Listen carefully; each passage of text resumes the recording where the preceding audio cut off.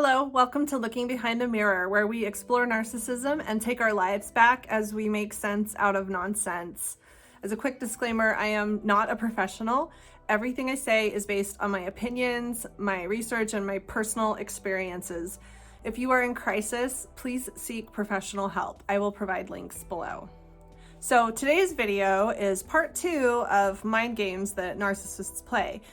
In the first video, I went over the first 6 mind games that they play, and in this one, I'm going to go over the next 6, so that'll be all 12, right? 6 plus 6 is 12. So let's get into it. 7. They trick you into setting your own trap. Oh, this is a tricky one. They say things like, on a scale of 1 to 10, how honest can I be with you right now? And of course you're going to say 10, and then they can say, you're an ugly, stupid idiot. And it's like, well, you told them that they could be honest. So now what are you going to say back to them? They can say things like, can I trust you? I really need somebody that I can trust right now. And of course you're going to say, yeah, you can trust me. And then they're gonna tell you some awful, horrible secret that now you have to keep to yourself. In a little bit darker twist of this game, they might pull you aside and say, hey, I really need your help with something. I need someone I can trust. Can I trust you with a secret? And of course you're going to kind of feel kind of special, like, oh, they trust me. They want to entrust some secret with me. And of course you're going to say, yeah, what is it?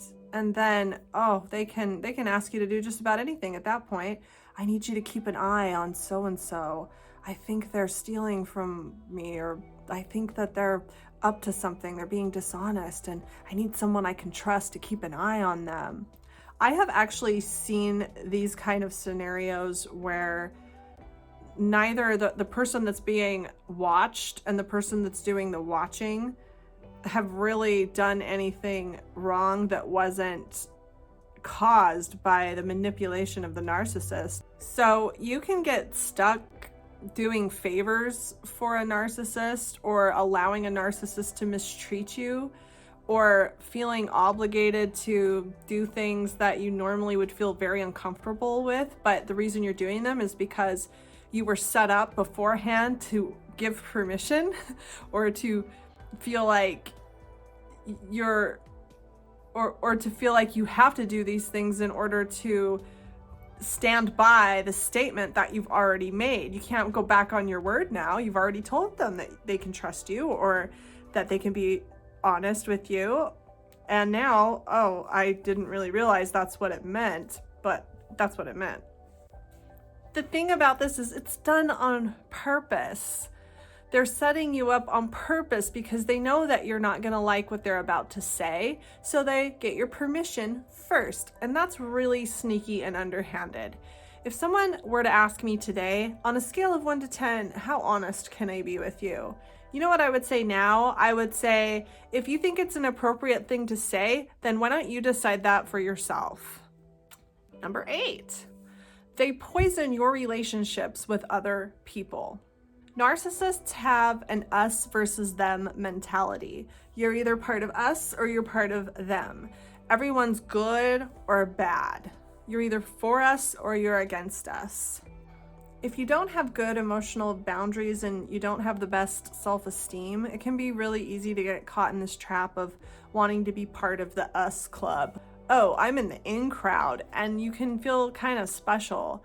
But this can really poison your relationships with other people if somebody that you otherwise would have gotten along with and otherwise would have had a healthy relationship with is part of them. Now it's like you're not really allowed to have a relationship with that person. You're not really allowed to even think highly of that person because they're part of them, and the narcissist is feeding you all these reasons that that person is bad. Narcissists have this good guy versus bad guy mentality. Everyone's a good guy or a bad guy. So A, you want to be a good guy, and B, you don't want to be caught associating with the bad guys. Narcissists can outright lie to you. They can tell you lies about what so-and-so said. They can set up traps. I had one situation where someone asked me, if you had to choose between this person and that person, if you had to choose, which one would you choose? And I respected this person a lot, so I answered the question, although I thought both people were just fine. I liked both people. But in this scenario, and I'm trying not to be too specific because I don't really want people to know exactly who I'm talking about. But it was a very loaded question, and I answered it. And I really shouldn't have answered it. I really should have said, that's not up to me. But I answered the question, and later what I said was brought back up as if I had brought it up and said, I like this person over that person. I think that this person should go, that person should stay. As if it was my idea, when really it was just a manipulation that was brought up in order to poison these relationships. 9, they make you doubt your own memory. And this is referred to as gaslighting, but this is a really insidious mind game, and one that you probably aren't going to realize is happening while it's happening. Because if you did realize it was happening, then it wouldn't work. But things like recalling simple statements that they made a couple weeks ago, and then to hear them say, I never said that, can be really confusing, because these things are usually done over instances and memories that aren't rock solid in your head, where you stop and think, I thought they said that. I could have sworn that they did that. What? And there's situations where you think, this person wouldn't lie about that. They wouldn't just make that up. I must be remembering it wrong, because it seems unconscionable that someone would purposefully lie about some simple little thing they said, like, I sure would like a barbecue next Friday. And then, a week later, Wednesday or Thursday, you bring it up and say, so are we still doing a barbecue on Friday? And they're like, what? You said you wanted a barbecue on Friday. Do you still want to do that? And they're like, I never said that. It seems like, why would someone do that? Is something wrong with their memory? No, nothing's wrong with their memory. They're doing that on purpose to keep you off kilter, to keep you a little confused, and to bring your self-esteem down. So that you're doubting your own memory, you're doubting your own convictions, and you're thinking, wow, I could have sworn he said he wanted a barbecue on Friday, but I must be remembering things wrong. Man, maybe I'm just really tired and stressed out. Wow. But no, really, they really will make these kind of things up on purpose, just to keep you off balance, just to make you doubt yourself, so that you will rely more on what they tell you is real, so that you will trust their judgment and trust their memory over your own. 10, they accuse you of what they're actually doing. This can be done by either accusing you of actions like, are you cheating on me, when they're the ones that are actually cheating on you? Or it can be done in things that are emotional, like, you don't even care about me, when really they're the ones that don't care about you. Or you never listen, you only listen to the first 3 words I say and you don't listen to anything else, when really they're the ones that never listen. This is called projection, and narcissists project all day long. They are the kings and queens of projection. Projection is a huge defense mechanism for them. And I'm sure that they probably don't even realize that they're doing it, because that's kind of the whole point. But projection is a huge crutch for them. They can't handle the way that they feel about themselves. They feel very ashamed of who they are. They feel shame down to the core. So they project that out, and they accuse other people of all the things that they imagine they are and all the things that they're doing, as a way of kind of purging this from themselves. And that's what makes them feel some relief. So they could accuse you of having a temper, of being unreasonable, of never listening. They can accuse you of being lazy, of not paying attention to details, of being unorganized, whatever it is that's kind of gnawing at them a little bit. they're going to accuse you of. So if you really want to know what a narcissist really thinks about him or herself, listen to the things that they've accused you of over and over again. And those are actually the things that are probably eating at them. Those are the things that they probably feel ashamed of, and they're just trying to pawn it off onto you. 11. I don't have 11 fingers, but 11.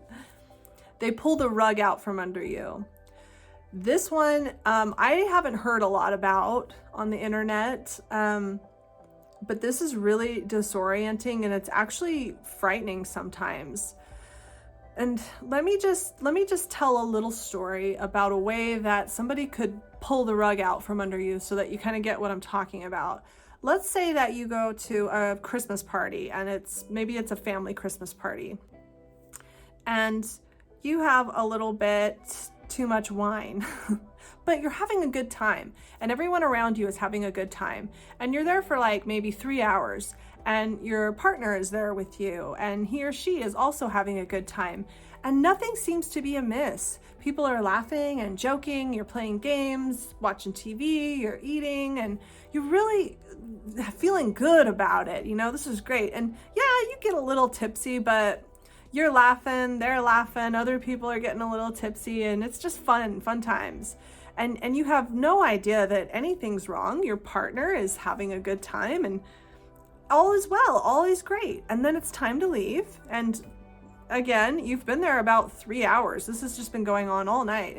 And you're smiling and waving and saying goodbye, and everything's ending well. And then you get into the car with your partner, and you're on your way home. And a few seconds into the drive, you're over in your seat smiling, and he's driving, and he looks over and he says, "You really, really embarrassed me." And you're like, "What?" "Don't ever drink that much around my family again. You really made a fool out of yourself, and I was so embarrassed all night." And you're just like, I embarrassed you? I'm sorry, why didn't you say something? And I hope that by telling that story, I can really convey what a shock it is to be hit with something like that. It's almost like what I would describe as emotional violence, because it's so unexpected and it really hurts. And it's a form of gaslighting, because you end up replaying the whole night in your head, like, was I offending people? Was I overdoing it? I thought we were all having a good time. I didn't realize that anyone was bothered by my behavior. I didn't think that anything had really gone badly. And not only are you being told that you overdid it, but you're being told that you embarrassed someone that you care about. You're being told that you basically spent 3 hours making a complete fool of yourself, and you had no idea the whole night that everyone was looking at you and thinking, "Wow, what a drunk." In reality, your perception was probably correct. There probably wasn't anything wrong with what you were doing. But this is a very disorienting form of manipulation in which the rug is pulled out from under you. And what separates this from other forms of gaslighting is that there's a history, there's a long period of time in which you're perceiving things a certain way, and your partner or whoever the narcissist is never says anything. They behave as if everything is just fine. They don't criticize you. They don't say, "Hey, you're overdoing it a little bit." They wait until it's been firmly established and plenty of time has gone by before they can pull the rug out from under you and say, "Hey, all those hours that we spent that I acted like everything was fine, and you just kept carrying on because nobody gave you any hint that anything was wrong? Well, something was wrong the whole entire time, and you made a real fool out of yourself." That, to me, is one of the cruelest games you can play with someone, especially when it's completely based on a lie.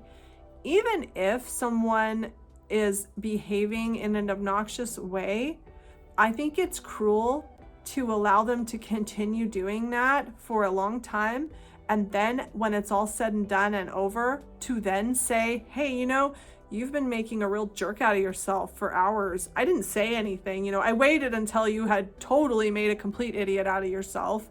And now I'm saying something so that you can spend the whole rest of the next 3 weeks worried about what people are thinking or saying about you. If you ever have this happen to you, keep in mind that it's almost never even almost as bad as they're making it seem. And if they did have a problem with you, they should have said something in the beginning. 12. I really don't have 12 fingers. So here's the last mind game. They take away your autonomy. They make you feel enmeshed with them, like your lives are intertwined as one, and you can't have any secrets. You might even hear them say something like, "We can't have any secrets between us." But in reality, they're lying to you about almost everything, but you can't have any secrets from them. They can make you feel like they have a right to read your mind, that you can't even have your own thoughts without telling them what you're thinking and what you're feeling. And over time, this can become a really uncomfortable, frightening, anxiety-ridden kind of experience, because as they can make you feel more and more uncomfortable, you might start thinking more and more unfavorable things about them. And then they're going to insist that you be honest about how you're feeling about them. And you're going to feel really anxious about telling them the uncomfortable ways that they're making you feel. And that can become a vicious cycle of being made to feel guilty for keeping secrets, and then having more secrets caused by how uncomfortable and resentful you become. And things like keeping a diary, like having conversations with your friends that you would rather not be relayed, having anything that they can't check up into or look into, the passwords to your phone or emails. They will make you feel like you're doing something wrong or you're being selfish by having anything that is yours. They'll look at you and say something like, "Oh, so you want to keep that from me, huh? You want this over here to say, this is mine." As if that's really unreasonable and selfish of you, while at the same time, they're not telling you anything about what's really going on with them. So it's a double standard, and it really messes with your self-esteem, and it can really make you feel nervous and make you feel like you're doing something wrong and make you feel like you can't keep anything from this person. You have to be 100% transparent and honest with every little thing that goes through your head. And of course, those things can cause their own trouble. And what that can lead to is you feeling like you're not allowed to think certain things. And I mean, I probably don't need to tell you how bad that can get.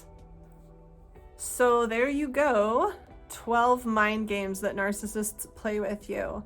My ultimate goal would be that you found yourself in one of these that you didn't realize you were in, and that now you can go forward with a clearer view of what's happening to you. That would be awesome. If this has helped you in any way, I would love to hear about it in the comments below.